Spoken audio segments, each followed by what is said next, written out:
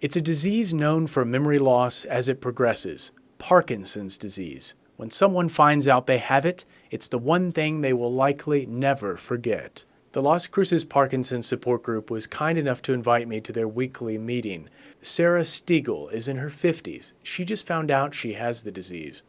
This is all really new for us.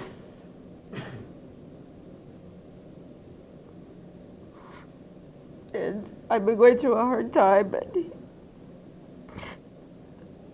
I don't share as much with him because he's out of the country. So I kind of either bear it myself or with my sister.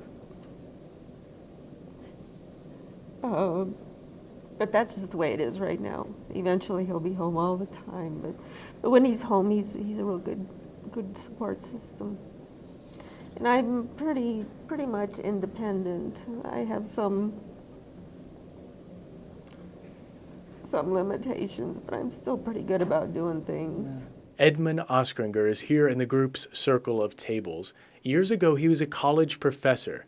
Everyone's affected differently by the disease, and everyone has one sense they miss most. For Edmund, it's his voice. Speaking. I made a living speaking.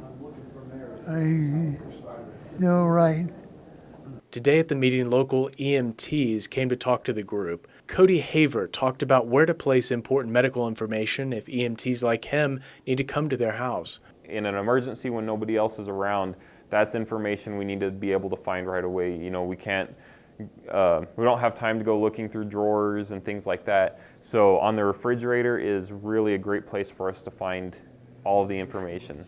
I talked to Steve Wright, who's had the disease for about 5 years. He has a calmness about him, and I asked him why. I have a lot of problems with acceptance myself, but I've gone through the actions of accepting. And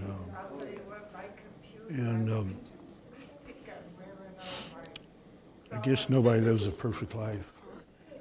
So we all have our things together. Everybody has their own special diseases that they have. So. John Roberts is here too. In the 70s, he was at KRWG as a student sports reporter. He's about 10 years into the disease. He says he's moving past acceptance, and now he's trying to fight Parkinson's with all the new procedures. Accepting the disease, yeah, on a certain level, yes, because it's not going to go away.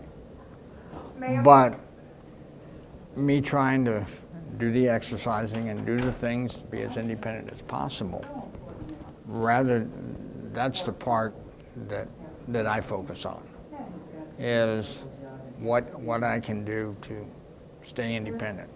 Maybe the most famous person with Parkinson's, Michael J. Fox, is bringing the disease into the spotlight again in a new show set to air on NBC this fall. He plays Mike Henry, a TV news anchor who decides to come back to work. It's always good to be with old friends. It feels like you never left. You look like you're in the pinnacle of health. I wouldn't say pinnacle. For every person with the disease, there's a different stage, a different approach, but it always touches the heart.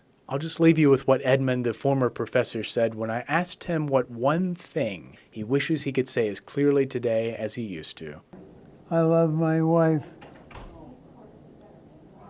I love her. Linda. The voice might tremble, but the heart speaks loud and clear. Sloan Patton, KRWG News.